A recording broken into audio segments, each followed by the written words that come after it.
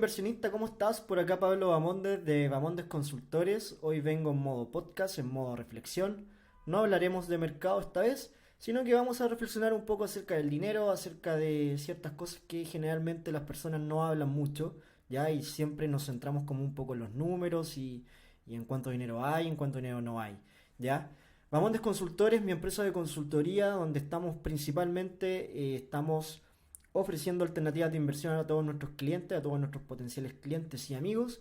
Tenemos fondos que son de Principal Financial Group con nuestro socio comercial, así que estamos ahí con renta fija, renta variable, fondos orientados a largo plazo para poder armar un plan de futuro, entre otras cosas. El ahorro previsional voluntario también es una alternativa, entre otras cosas que son un poquito más complejas y que se puede armar, digamos, un traje a la medida para cada persona.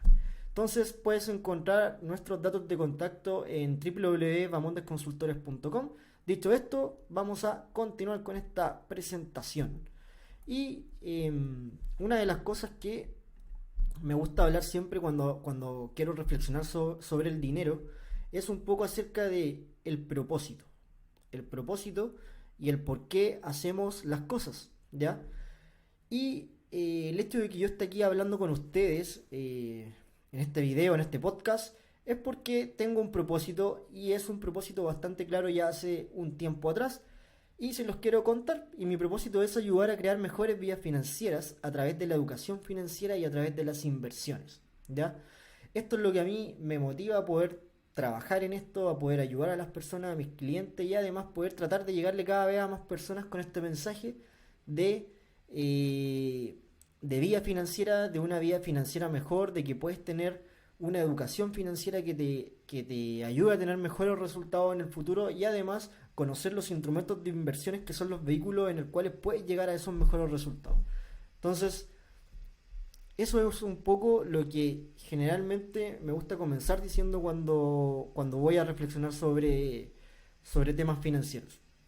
Ahora, si nos remontamos un poco al pasado, ¿qué es lo que nosotros recordamos realmente que nos hayan enseñado sobre dinero en nuestra niñez o en nuestra juventud? Seguramente no a todo el mundo nos enseñaron sobre dinero, sobre finanzas, sobre cómo poder llevar una vida financiera ordenada.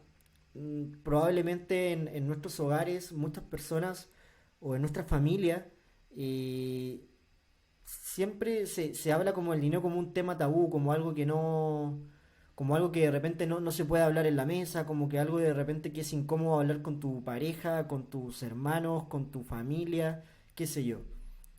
Sin embargo, muchas personas que vienen de familias que tienen dinero, que son empresarios y que por lo general tienen educación financiera, vienen diciendo lo contrario, de que ellos siempre recibieron una educación respecto al dinero, respecto a las finanzas, y nunca el dinero fue un tema tabú, un tema, digamos, que no se pudiese hablar con la familia o con los amigos. Entonces, ¿recordamos realmente lo que nos enseñaron? Si no recordamos nada, probablemente es porque no tenemos esa educación financiera desde la casa y probablemente tampoco la tenemos desde la escuela, desde el colegio, donde tampoco en ninguna malla curricular hay educación financiera prácticamente en ningún lugar del mundo. Entonces es importante poder tomar conciencia sobre esto para poder saber qué es lo que yo debería como que de cierta forma potenciar para poder obtener mejores resultados financieros en mi vida. Finalmente sabemos que el dinero no es lo más importante, pero sí afecta a muchas cosas que sí realmente son importantes. Entonces, ¿qué es lo que yo recomiendo de cierta forma que tengamos claro para poder empezar ya a hablar de una vida financiera como más estable, más próspera de cara al futuro? Hay un término que me gusta utilizar que se llama estructura financiera, como puedes ver en pantalla. Y esta estructura financiera para mí es clave. Es clave poder tenerla como base de tus finanzas personales, de tus finanzas de negocio también, para poder ver qué es lo que se viene, cuál es el camino a seguir, cuál es el mapa que debes seguir para poder tomar mejores decisiones, ¿ya? Respecto a tu dinero y también en un futuro respecto a tus inversiones. Muchas veces me pasó que trabajando en el banco durante mucho tiempo, e incluso en bancas preferentes de personas que tienen un buen ingreso mensual, que son profesionales y que saben, que son muy expertos en su tema, muchos de ellos, médicos por ejemplo, ingenieros, eh, que tienen dinero para invertir, ya tienen un buen patrimonio de cierta forma, tienen propiedades, tienen a sus hijos en buenos colegios, digamos que muchos problemas de dinero no tienen. Pero cada vez que invierten su dinero, solicitan el consejo de un asesor en el banco, como muchas veces me tocó a mí dar consejos y consultorías, ¿ya?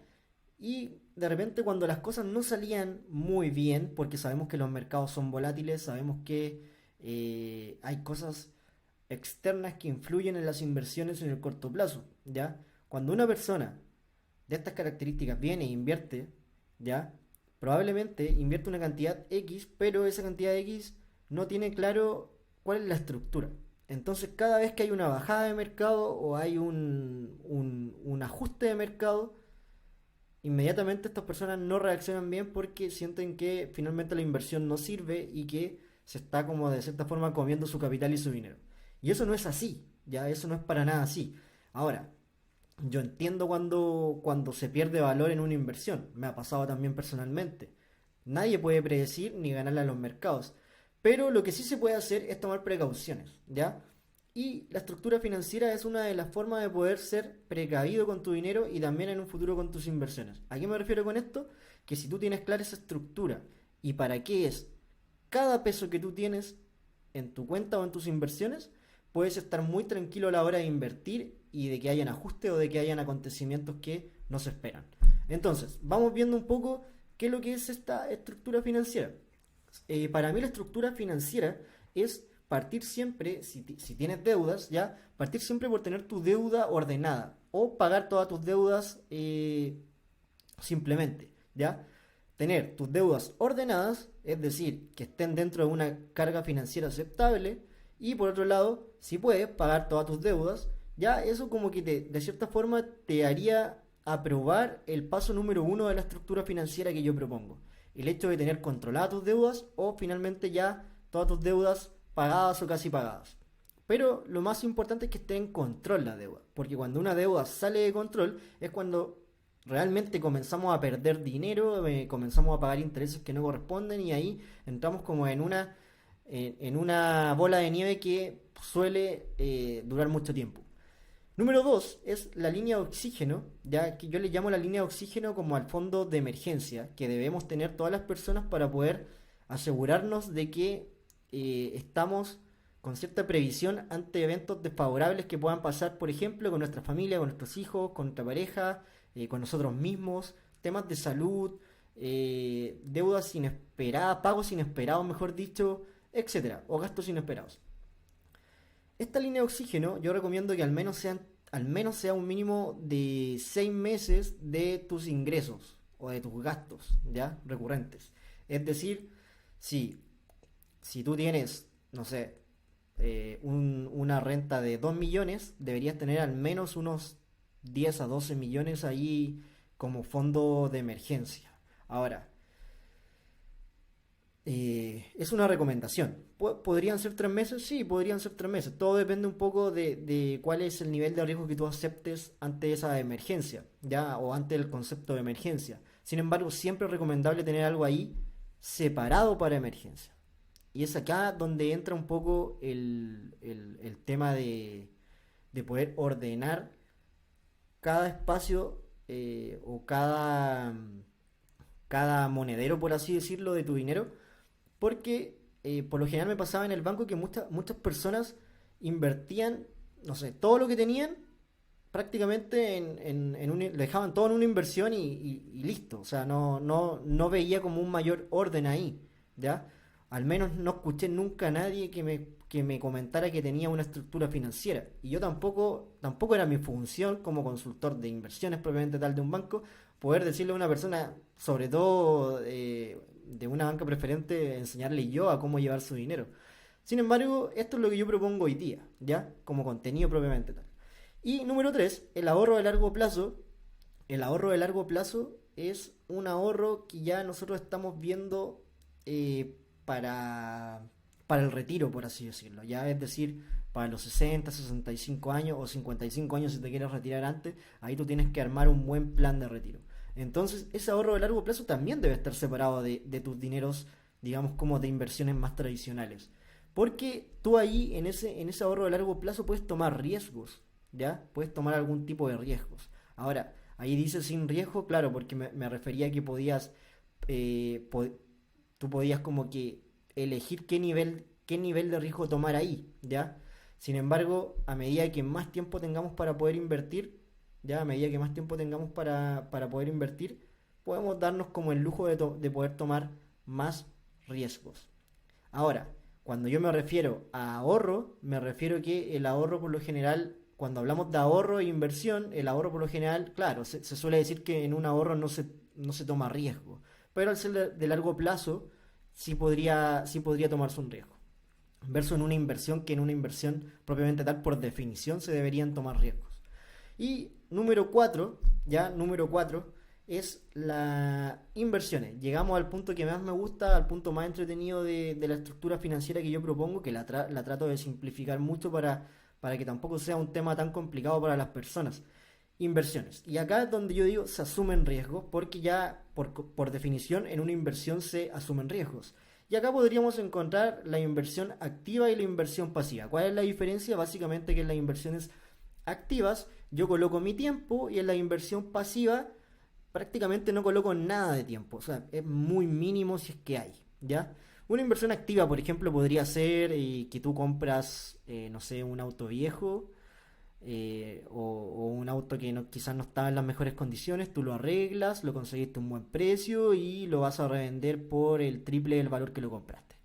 O lo mismo con, por ejemplo, una propiedad. Puedes comprar una propiedad que quizás no esté en el mejor estado, tú te encargas de arreglarla, le pones tiempo, le pones dinero y la puedes vender a un precio mayor.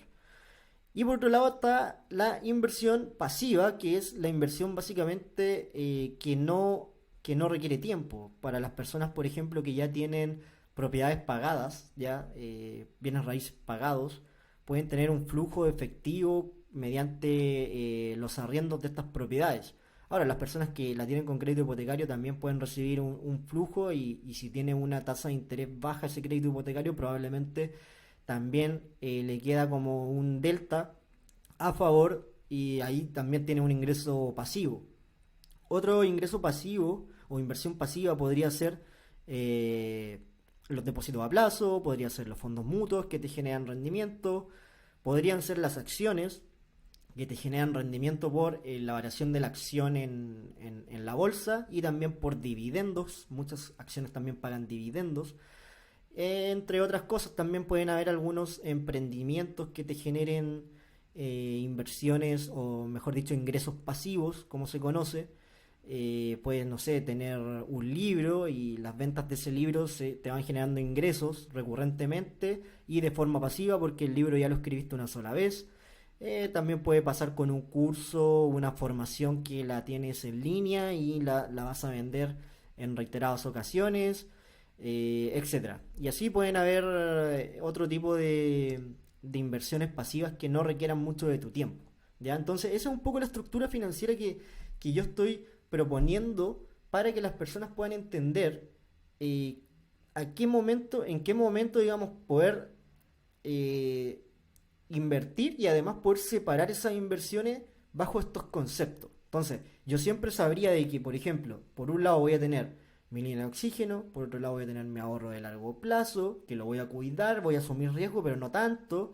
Por otro lado voy a invertir dinero para ir a buscar ganancias un poco más de forma más agresiva, como por ejemplo podría ser la inversión activa, asumiendo riesgos, y también por otro lado tener inversiones más pasivas, que podrían ser incluso ya estas mismas alternativas de fondos, de depósitos, de acciones, etcétera. ¿Ya? Entonces por ahí va un poco el orden y yo poder decir, ok, ¿a qué casillero corresponde este dinero, este dinero, este dinero? Entonces, bajo estos conceptos yo puedo mantenerme más seguro al momento de invertir y poder saber ya, por ejemplo, la línea de oxígeno la voy a invertir en un money market, que es un fondo estable que me genera rendimientos muy bajos, ¿ya? Ahora con las tasas de interés altas por parte del Banco Central genera muy buenos rendimientos, pero por lo general no son tan altos. Entonces, la línea de oxígeno siempre hay que genera rendimiento, pero mantenerlo líquido, rescatable en 24 horas y por otro lado que te genere un rendimiento. Además, el ahorro a largo plazo se puede asumir quizá un riesgo un poquitito mayor, pero tampoco tanto. Quizás, por ejemplo, un fondo en UF, ¿ya? De repente un fondo balanceado, una cartera que esté como más equilibrada, ¿ya? Entre renta fija y renta variable para proyectarla, no sé, a 30 años más, a 25 años más, dependiendo la edad que tú tengas. Y por otro lado, las inversiones ya donde netamente podemos asumir riesgos, inversiones incluso fuera de los activos financieros, como te decía, el tema de comprar vehículos, el tema de los emprendimientos, el tema de los bienes raíces, etcétera. Y la inversión pasiva que también ahí se acerca de cierta forma a los instrumentos financieros y también hay otras alternativas para eso. Entonces, tener dividido tu dinero y saber qué estás haciendo con el dinero. Esto es esto, esto es esto y esto es esto. ¿Ya? Entonces, a la hora de poder hablar con tu consultor financiero o el que te ayuda con las inversiones o instrumentos financieros, ya sea en el banco o en las administradoras generales de fondos, eh, pueda entender de mejor manera qué nivel de riesgo tú asumes para ese dinero. Porque si tú me dices que esa es tu línea de oxígeno, claramente que esa línea de oxígeno la voy a colocar en un fondo estable, en un money market, ¿ya?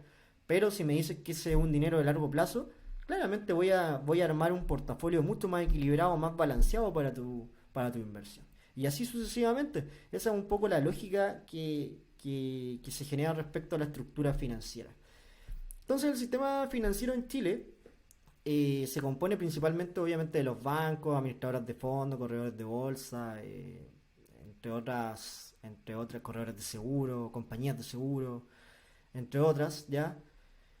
El negocio financiero en Chile, como todos sabemos y como en prácticamente todo el mundo, no es justo. O sea, sabemos que las tasas son la tasa máxima convencional sabemos que sigue siendo alta. Sabemos que cuando una persona no paga se sigue cobrando altos intereses, etcétera. Sabemos que este sistema financiero chileno e incluso en otros países también no es justo en muchas ocasiones para las personas. Cada vez que una persona tiene un problema financiero, por lo general el sistema no la trata bien. Pero debemos olvidarnos un poco de eso, porque finalmente la mentalidad financiera que intento inculcar y que intento masificar es que intentemos ocupar más allá de todas las desventajas que podamos tener como personas ante el sistema financiero, es que ocupemos el sistema a nuestro favor. Y hay maneras, hay que ser inteligente, hay que ser busquilla, hay que buscar la manera de cómo utilizo esto a mi favor. Y muchas veces, claro, muchas veces tenemos que adquirir la experiencia de cómo utilizarlo a favor, equivocándonos y cometiendo, digamos, una embarrada y perdiendo dinero en muchas ocasiones. Pero una vez que logramos eso, ya generamos confianza en nosotros mismos y podemos ver cómo utilizar este sistema a nuestro favor. Y por ejemplo, una de las formas que tenemos para utilizarlo a favor es a través de la deuda. Muchas veces nos dicen que la deuda es mala. Sin embargo, la deuda bien utilizada no es mala. Si por ejemplo, un ejemplo muy absurdo, comprar un vehículo, ¿qué tan inteligente es? Comprar un auto, nuevo o usado, da lo mismo. Si eso no me va a generar ingresos, probablemente es una mala decisión financiera. Así lo veo yo por lo menos. Y probablemente si voy a ocupar una deuda, el mismo crédito, y en vez de comprarme ese auto, lo ocupo para hacer una inversión, que si bien es cierto puede tener riesgo o no, al menos tiene la intención de ir por más dinero, de que ese dinero genere más dinero. Ya sea yo le coloque tiempo, esfuerzo, da lo mismo, pero ese dinero sí o sí debería al menos poder pagar las cuotas de ese crédito y generarme ganancias.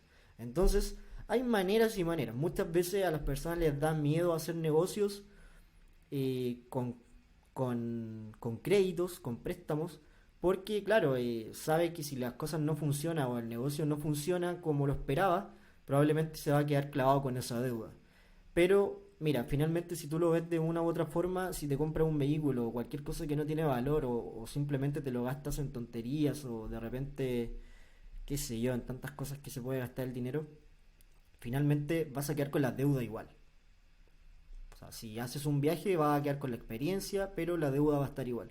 Entonces, en una de esas no es más recomendable asumir un riesgo que haciendo un negocio, haciendo una actividad comercial o algo que te genere dinero, para finalmente poder después con tus propios ingresos poder darte los gustos que querías darte. Esa es como un poco la reflexión que quiero dejar. Yo sé que no todo el mundo está hecho para hacer negocios.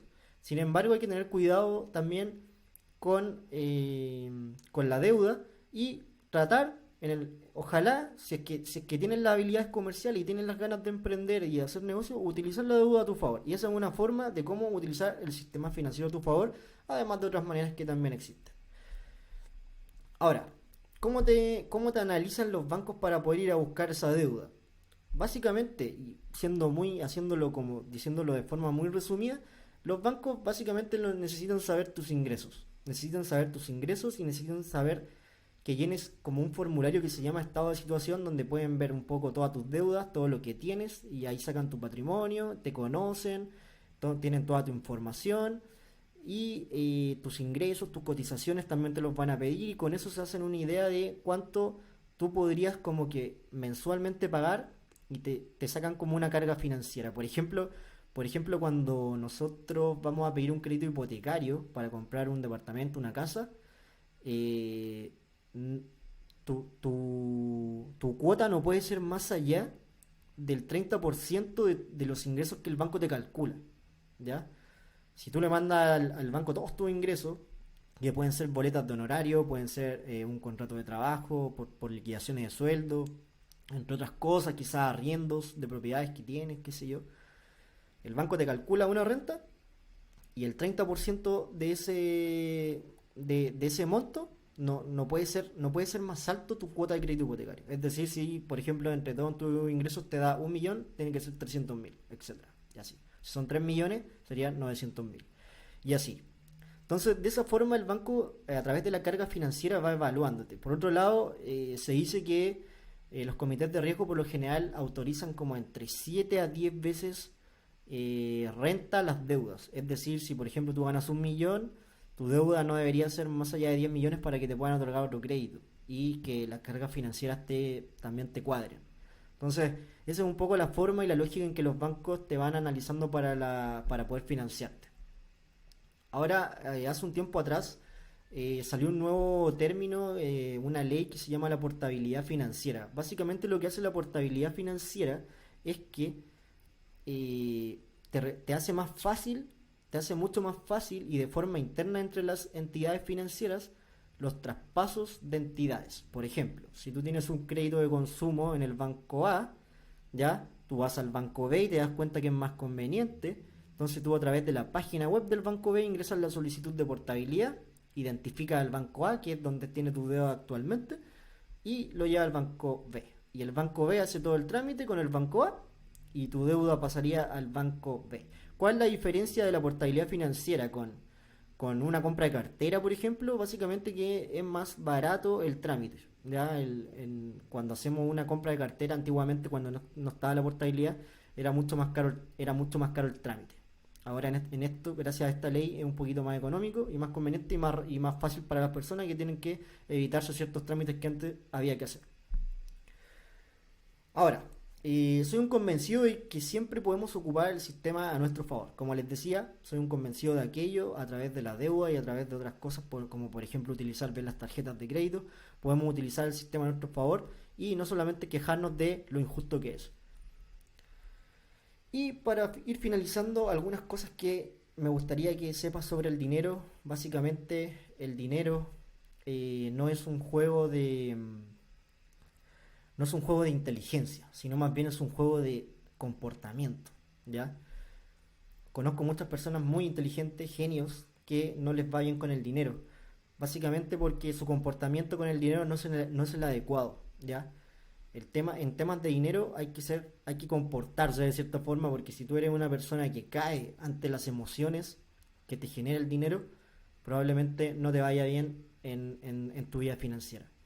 Y por otro lado también hay que tener claro que el hecho de generar riqueza no es lo mismo que mantener la riqueza. Generar riqueza no es lo mismo que mantener la riqueza. ¿ya? Son mundos completamente distintos, al igual que el mundo del ahorro es muy distinto al mundo de la inversión, ¿ya? Y por otro lado, dejar bastante claro que hoy estamos en el mundo VICA, volátil, incierto, complejo y ambiguo. Hoy día nada está asegurado de cierta forma en los mercados y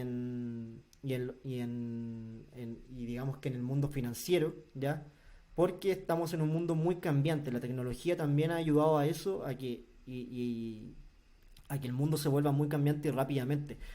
Yo siento que hoy día los ciclos económicos se mueven mucho más rápido que antes, mucho, pero mucho más rápido que antes. Entonces eso también genera de que tengamos que conocer mucho más de lo que estamos haciendo en temas financieros. Ya no es como antes, que de repente te podías como que apalancar en tu consultor de banco, en tu banquero y ya.